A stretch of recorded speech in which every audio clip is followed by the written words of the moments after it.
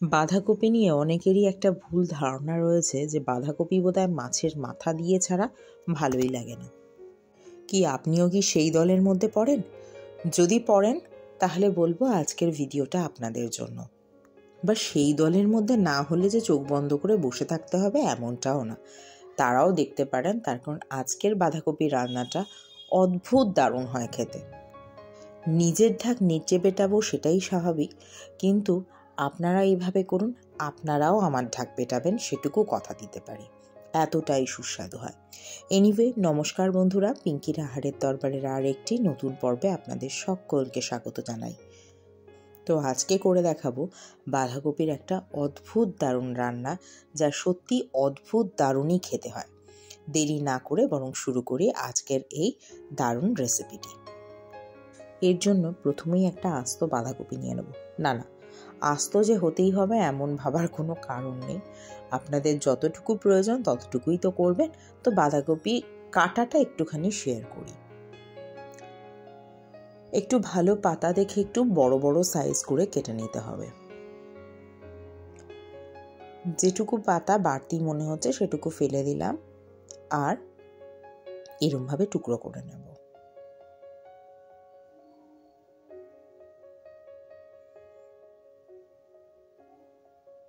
তো আজকে আপনাদের এই পিঙ্কি রাঁধুনি তার মায়ের মানে শাশুড়ি মায়ের ইনস্ট্রাকশন মেনে কাজ করছে, তো তাই একটু তাকেই দেখিয়ে নিলাম যে এইরকমভাবেই টুকরো করাটাই ঠিক কিনা। তো নির্দেশ এলো যে না, এটাকে আর একটু টুকরো করো। আশা রাখি আপনারা দেখতে পাচ্ছেন এবং বুঝতেও পারছেন কত বড় করে পিস আমি করেছি। এরমভাবেই পুরো বাঁধাকপিটাকে কেটে নিতে হবে।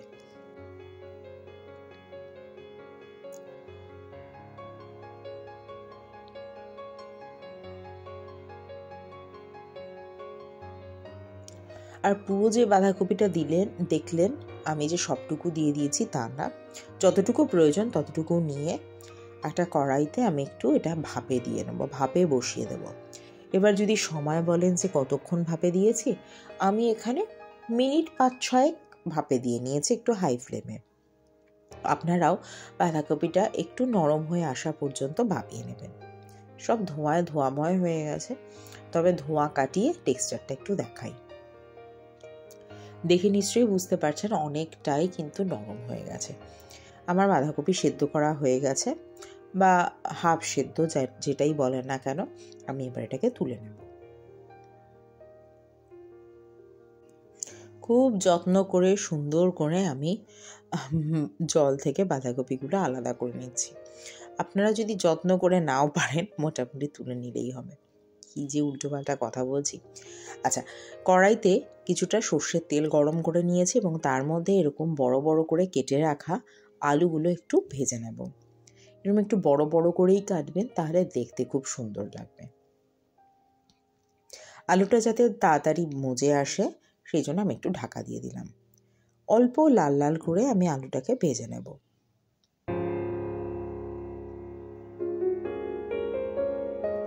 আলু ভাজা আমার শেষ। এবারে আমি এটাকে তুলে নিচ্ছি। দেখে নিশ্চয়ই বুঝতে পারছেন যে কতটা পরিমাণ লাল করেছি। এবার এই তেলের মধ্যে আমি ফোড়নের জন্য দিয়ে দেবো একটা শুকনো লঙ্কা আর 1 চা চামচের মতো জিরে। দিয়ে দেবো আমি এখানে তেজপাতা, একটা তেজপাতা দিয়ে দিয়েছি। আর এই মশলাটার মধ্যে রয়েছে পেঁয়াজ, আদা, রসুন এবং কাঁচা লঙ্কা। বলে রাখি, লঙ্কাটা তো স্বাদ মতো দেবেন। পেঁয়াজটা মিডিয়াম সাইজ দিয়ে দিয়েছি, আদা দিয়েছি 1 ইঞ্চি, আর রসুন দিয়েছি 8 থেকে 10 কোয়া। দিয়ে এবারে এটাকে মশলাটাকে কষাতে হবে। দিয়ে দিলাম আমি স্বাদ মতো নুন, আর দিয়ে দেবো এখানে 1 চা চামচের মতো হলুদ গুঁড়ো। এরপরেও নিয়মিত মশলাগুলো, যেমন ধরুন 1 চা চামচের মতো জিরে গুঁড়ো, 1 চা চামচ ধনে গুঁড়ো।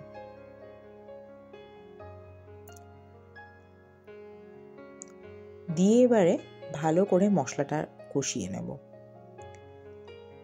যদি প্রয়োজন মনে করেন তাহলে কিন্তু অল্প করে জলও দিয়ে দেবেন, যাতে মশলাটা পুড়ে না যায় সেই দিকটা খেয়াল রাখতে হবে।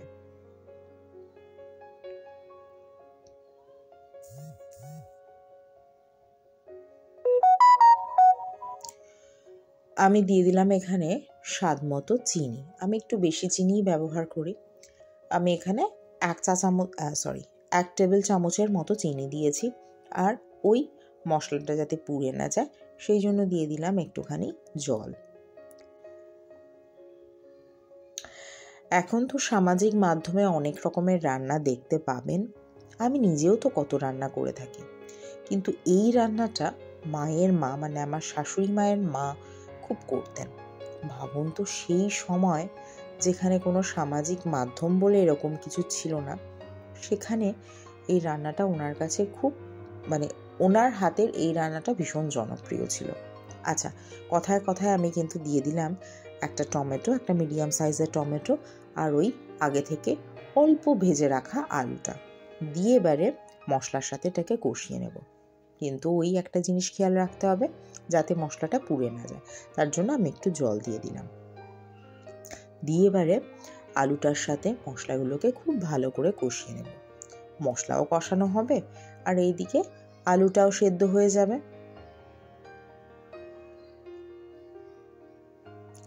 বাঁধাকপি তো মোটামুটি সেদ্ধই আছে, তো সেই বাঁধাকপি নিয়ে খুব একটা চিন্তা নেই, আলুটা নিয়েই যত চিন্তা। তাই আমি আলুটা আগে দিয়ে বেশ কিছুক্ষণ কষিয়ে নেওয়ার পর তারপরে আমি আগে থেকে সেদ্ধ করে রাখা বাঁধাকপিটা দিয়ে দেবো, বা বাঁধাকপির এই এত বড় বড় টুকরোগুলো দিয়ে দেবো। দিয়ে মশলার সাথে এবার বাঁধাকপি, আলু সব কিছু খুব সুন্দর করে কষিয়ে নেব।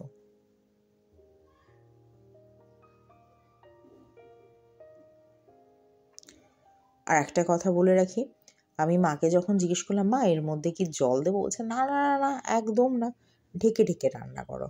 তো যেটুকু কষানোর সময় যা জল দিয়েছেন, এরপরে কিন্তু আর কোনো রকম জল অ্যাড করতে হবে না বা অ্যাড করা যাবে না। আমি এরকম ঢাকা দিয়ে দিয়ে অল্প ফ্লেমেই রান্নাটা করে নেব। দেখুন কতটা পরিমাণ জল ছেড়ে দিয়েছে। এবং এই রান্নাটা তো বাঁধাকপিতে বেসিক্যালি একটু গামাখাই হয়, তো এটাও সেরকমই হবে, কোনো রকম জল ছাড়াই। এখন আপনারা বলতে পারেন বাঁধাকপিতে তুমি জল দিতে পারো, আমরা দিই না। যদি সেটা হয় তাহলে তাই, যা ভাবেন সেটাই। আমিও যে জল দিয়ে রান্না করি তা না, কিন্তু আলুগুলো তো বিশাল বড় বড় করে কেটেছি, সেই কারণে জলের কথাটা মেনশন করলাম। দেখুন যে পরিমাণ ঝোল বেরিয়েছে বা রস বেরিয়েছে বা জল বেরিয়েছে, তাই বলুন না কেন, এতেই কিন্তু আমার রান্নাটা হয়ে গেছে। এবং দেখে নিশ্চয়ই বুঝতে পারছেন রান্নাটা অলমোস্ট শেষের দিকে। আশেপাশের হয়তো অনেক আওয়াজ শুনতে পাচ্ছেন, বাচ্চারা খেলছে তার আওয়াজ। যদি সেটা শুনে থাকেন তাহলে বলবো ইগনোর করবেন। রান্নাটা আমার অলমোস্ট শেষ, তবে শেষ করার আগে অবশ্যই মেশাবো ম্যাজিক মশলা, ম্যাগি ম্যাজিক মশলা। এই রান্নাটা, এই মশলাটা যদি না দেন তাহলেও খেতে সুন্দর হবে, কিন্তু এটা যদি দেন তাহলে অদ্ভুত দারুণ একটা টেস্ট হবে। আর দিয়ে দিলাম আমি কিছুটা শাহি গরম মশলা, দিয়ে এবারে ভালো করে নাড়াচাড়া করব। যেহেতু এটা নিরামিষ রান্না না, পেঁয়াজ রসুন এসব দেওয়া রয়েছে, তাই আমি আর ঘি ব্যবহার করলাম না। আপনারা যদি চান তাহলে না হয় দিতেই পারেন, তবে আমার মতে না দেওয়াটাই ভালো। দেখুন আলু কতটা সেদ্ধ হয়েছে সেটা একবার দেখায়, একেবারে পারফেক্টলি কুকড। তার মানে কি আর বেশিক্ষণ কড়াইতে নাড়াচাড়া করার কোনো দরকার নেই। রান্না আমার শেষ, এটাকে এবার স্ট্যান্ডিং টাইমে দিয়ে দেবো। রান্নাটা কেমন লাগলো অবশ্যই করে কিন্তু জানাবেন। যদি ভালো লেগে থাকে তাহলে একটা লাইক করতে ভুলবেন না প্লিজ। আর প্লিজ আমার চ্যানেলটিকে সাবস্ক্রাইব করুন এবং পাশে থাকা বেল আইকনে ক্লিক করুন, যাতে নোটিফিকেশনটা সবার আগে আপনার কাছে পৌঁছায়। আর যদি ফেসবুক থেকে দেখেন তাহলে একটা ফলো করে দেবেন। তাহলে আজকের মতো আসি, ধন্যবাদ।